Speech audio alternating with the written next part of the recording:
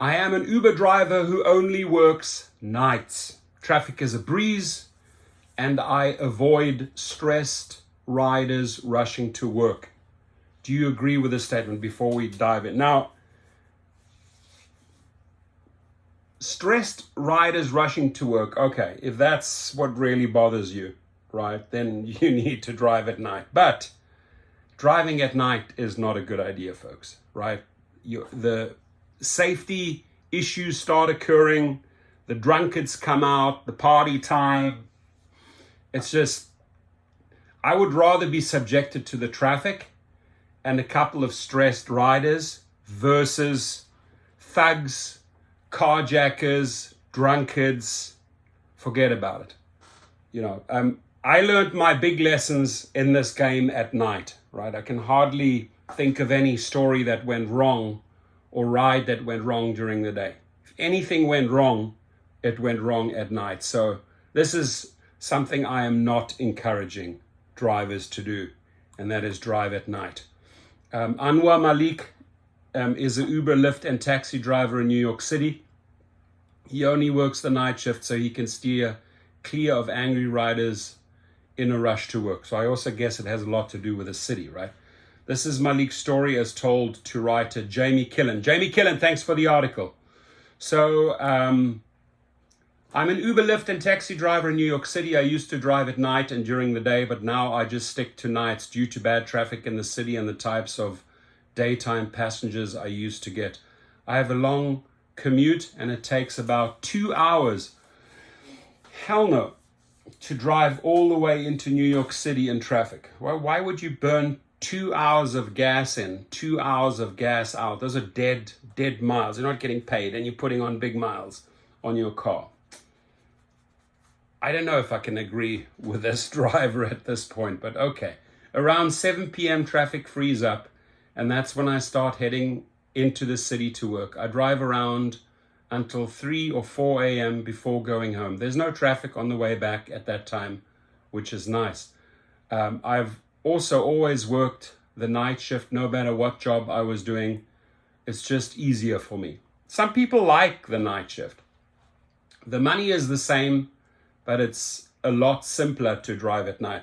Could absolutely not, I cannot agree with that statement. Customers during the day want to rush to work or rush home once they get off, especially at the beginning of the week when they don't want to go to work. When I used to drive in the morning, I felt like my passengers were always angry at me about things that weren't my fault, like the traffic. They would rush me and want me to speed. I tried my best, but I'm not going to get a ticket to break the law. At night, I found that most of my passengers are headed to a restaurant or something like that, and they're more relaxed. There's usually not much of a rush. Sometimes people are getting off work, so they're still frustrated. But I'll try to stay as calm as possible and give them a really good ride. I provide water and everything they need because they might have had a long day. Since 2019, my rating has gone up to 4.96. So obviously I'm doing something right. That is true. However, even if I do everything right, the rider might have had a bad day at their job. Sometimes the anger is taken out on the driver, which sucks.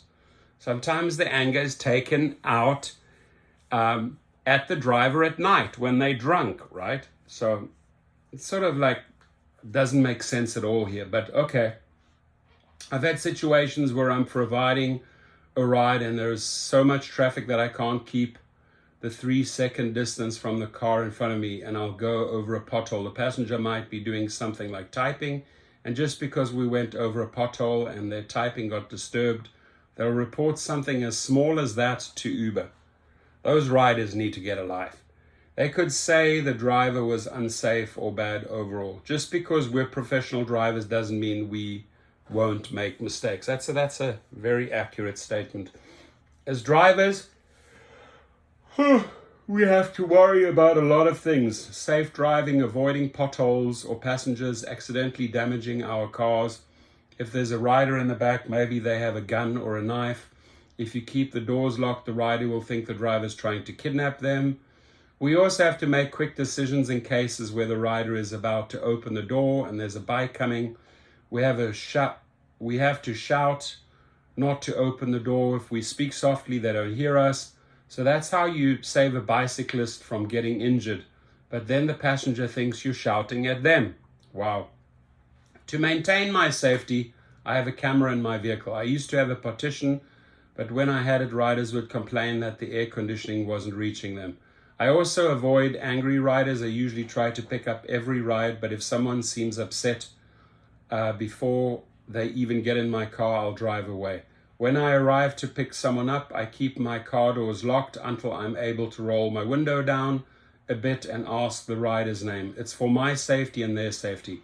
But out of 100 riders, I'll get 5 to 10 people who get angry when I do this and start screaming expletives. Jam, sounds like a very angry city. When a rider does something like that, Uber just says they won't match the rider with you again. But if a driver did that, it would impact our livelihood.